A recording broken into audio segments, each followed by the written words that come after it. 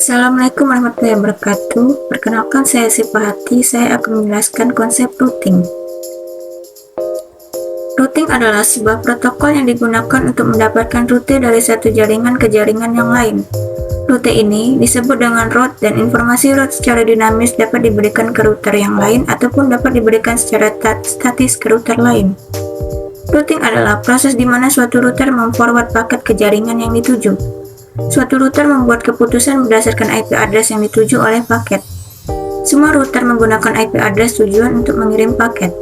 Agar keputusan routing tersebut benar, router harus belajar bagaimana untuk mencapai tujuan. Ketika router menggunakan routing dinamis, informasi ini dipelajari dari router yang lain. Ketika menggunakan routing statis, seorang network administrator mengkonfigurasi informasi tentang jaringan yang ingin dituju secara manual. Jika routing yang digunakan adalah statis, maka konfigurasi harus dilakukan secara manual. Administrator jaringan harus memasukkan atau menghapus rute statis jika terjadi perubahan topologi. Pada jaringan skala besar, jika tetap menggunakan routing statis, maka akan sangat membuang waktu administrator jaringan untuk melakukan update tabel routing. Karena itu, routing statis hanya mungkin dilakukan untuk jaringan skala kecil. Sedangkan routing dinamis bisa diterapkan di jaringan skala besar dan membutuhkan kemampuan lebih dari administrator. Kemudian di sini ada karakteristik sebuah jaringan routing.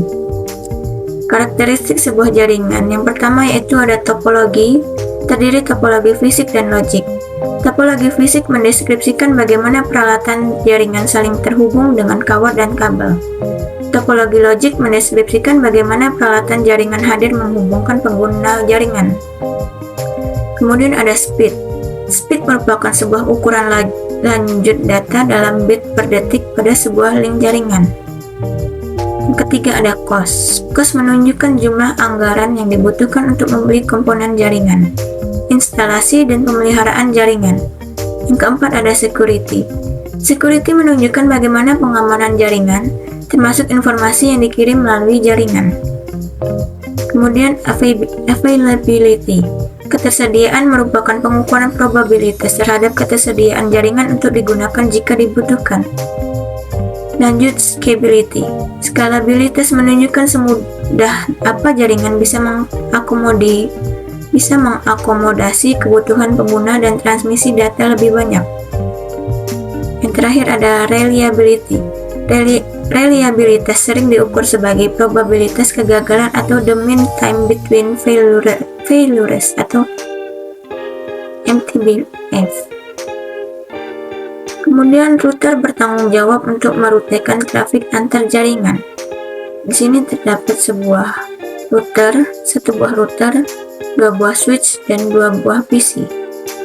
Jadi, router bertanggung jawab untuk merutekan trafik antar jaringan. Router merupakan komputer khusus yang terdiri atas komponen-komponen berikut agar beroperasi: Central Processor Unit (CPU), Operating System (OS), router menggunakan Cisco IOS, memori dan penyimpanan RAM, ROM, NVRAM, flash, hard drive. Router menggunakan memori berikut. Router menggunakan memori RAM, ROM, NVRAM, dan flash. Ini ada gambar sebuah port. Jadi, router menggunakan port khusus dan interface jaringan untuk terkoneksi ke jaringan lain. Sebelumnya, perkenalkan, saya Salvarhanda. Saya ingin melanjutkan materi tentang konsep routing.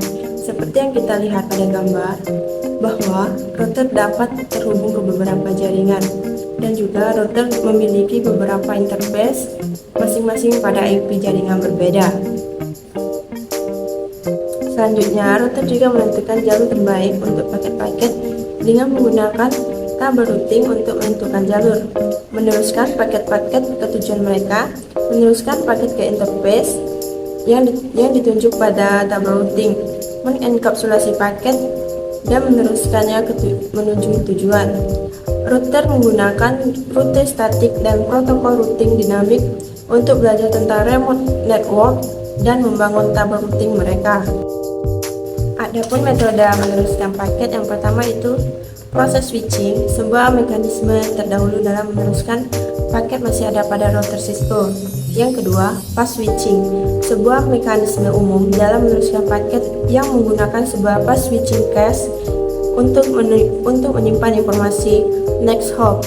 Yang ketiga, Cisco Express Forwarding, merupakan mekanisme yang paling baru, cepat, dan diminati Cisco IOS packet forwarding.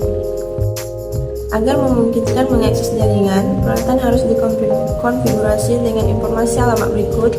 Yang pertama yaitu IP address, pengenal server host unik pada jaringan lokal. Yang kedua, subnet mask, mengenali subnet jaringan pada host-host. Yang ketiga, default gateway, mengenali router yang digunakan paket saat tujuan tidak ada pada subnet jaringan lokal yang sama. Dokumentasi jaringan harus menyertakan paling kurang sebuah gambar topologi dan tabel pengalamatan. Seperti yang ada di samping, terdapat device name, interface, IP address, and subnet mask, dan default gateway. Selanjutnya, mengaktifkan IP pada sebuah host. Yang pertama yaitu pemberian alamat IP secara statik. Pas diberikan alamat IP, subnet mask, dan default gateway secara manual. Alamat IP server DNS juga bisa diberikan, digunakan untuk mengenali sumber daya jaringan tertentu seperti server jaringan dan printer. Bisa digunakan pada jaringan sangat kecil dan beberapa host. Yang kedua, pemberian alamat IP secara dinamik. Informasi alamat IP diberikan secara dinamik oleh server menggunakan dynamic host configuration protocol atau DHCP. Banyak host mendapatkan informasi alamat IP mereka melalui DHCP layanan. DHCP dapat disediakan oleh router-router Cisco. Selanjutnya, device LEDs menggunakan Cisco 1941 LEDs dan terdapat juga port LED color dan description. Selanjutnya, access console.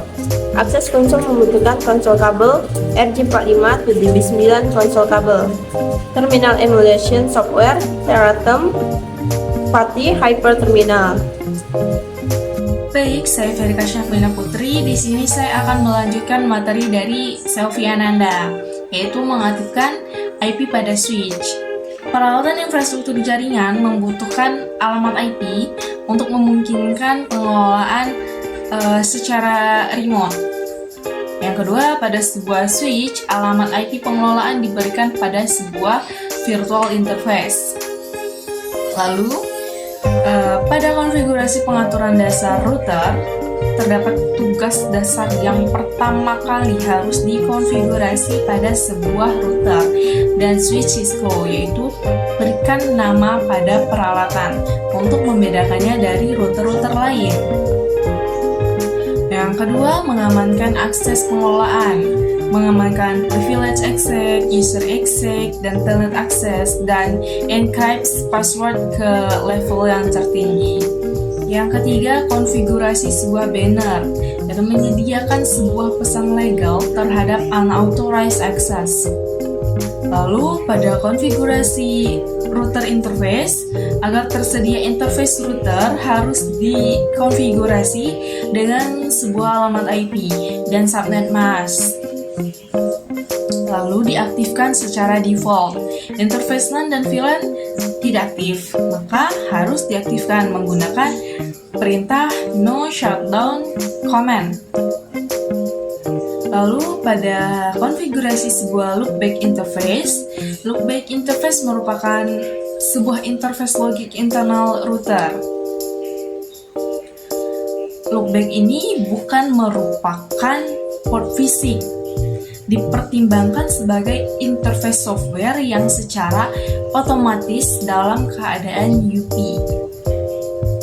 Namun, dia bermanfaat untuk pengujian dan penting bagi proses routing OSPF.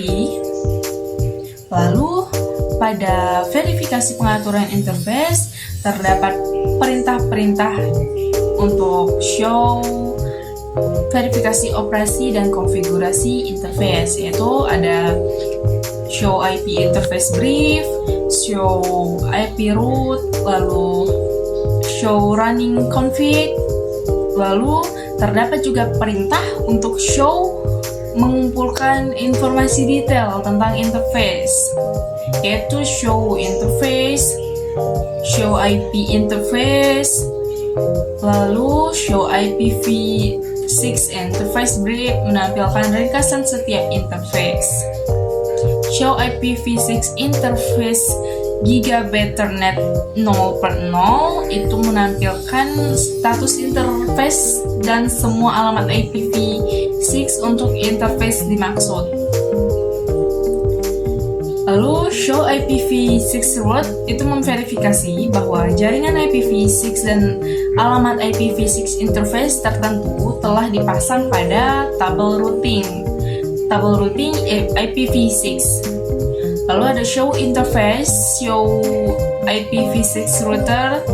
Lalu pada fitur history perintah, ia memanggil kembali perintah Ctrl P or the up arrow untuk kembali ke perintah-perintah terbaru, yaitu perintahnya adalah Ctrl N atau down arrow. Lalu untuk history perintah telah aktif dan menangkap 10 perintah terakhir dalam buffer, itu untuk menampilkan show history. Gunakan perintah terminal history size untuk menambah atau mengurangi ukuran buffer.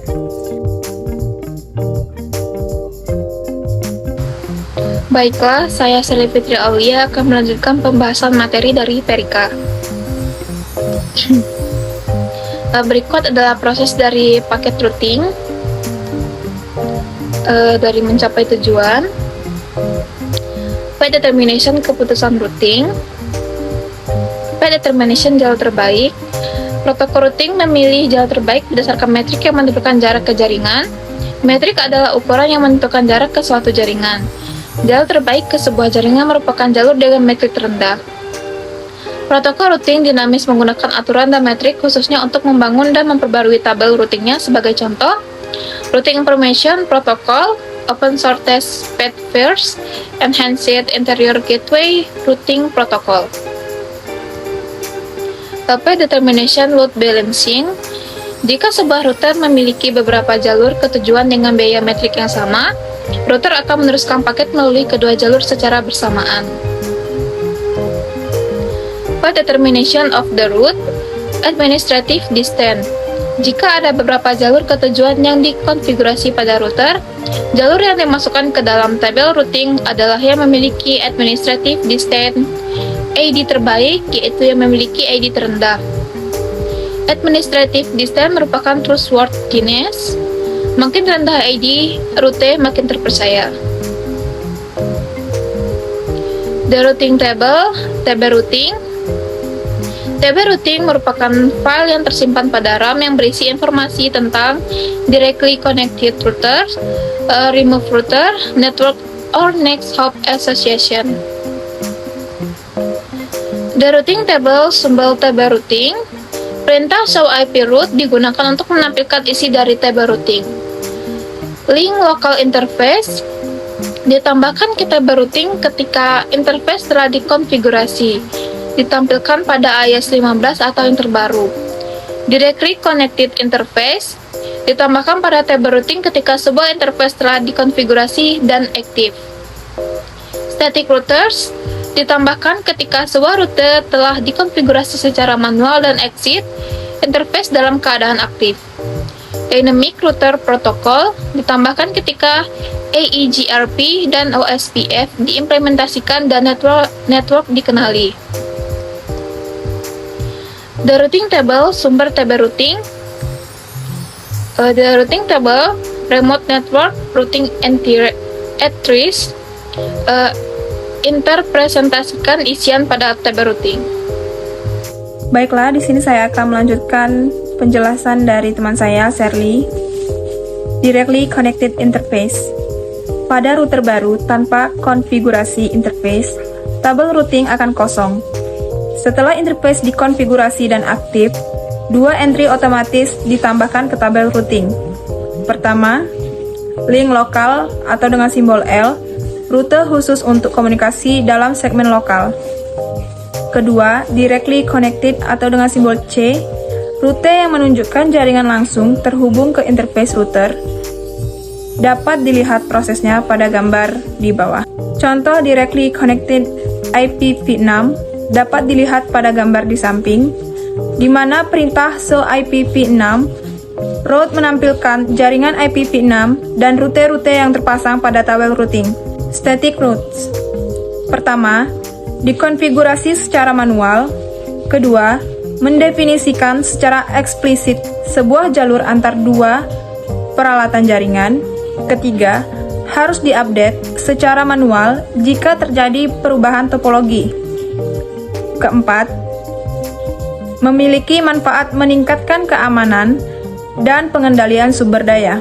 Kelima, rute statik ke sebuah jaringan tertentu, IP route network mask, next hop IP exit in. Keenam, rute statik default digunakan ketika tabel routing tidak berisi sebuah jalur ke jaringan tujuan. IP route 0-8 kali, exit in, next hop IP. Baiklah, selanjutnya adalah contoh static routes. Bisa dilihat pada gambar bagaimana proses konfigurasinya. Selanjutnya, ini adalah contoh rute statik IPv6. Dapat dilihat pada gambar prosesnya. Dynamic routing digunakan oleh router untuk berbagi informasi tentang status dan ketercapaian jaringan remote. Melakukan network discovery dan pengelolaan tabel routing, prosesnya dapat dilihat pada gambar. Protokol routing IPv4. Cisco Integrated Series Router ISR dapat mendukung beragam protokol routing IPv4, di antaranya AIGRP Enchanted Interior Gateway Routing Protocol. Kedua, USPF Open Shortest Path Ports. Ketiga, ISAS Intermediate System to Intermediate System. Keempat, RIP Routing Information Protocol. Berikut adalah gambar show IP route gateway pada protokol routing IPv4. Protokol routing IPv6, Cisco ISR dapat mendukung beragam protokol routing IPv6, termasuk RIP-NG, RIP Generation, RIP Next Generation, USPF, X3, AIGRP, 4, IPv6-MP, BGP4, Multicast Protocol Border Gateway Protocol. Dan yang terakhir adalah gambar show IPv6 pada protokol routing IPv6. Sekian presentasi dari kelompok kami, lebih dan kurang saya mohon maaf. Wabillahi taufiq wal hidayah. Wassalamualaikum warahmatullahi wabarakatuh.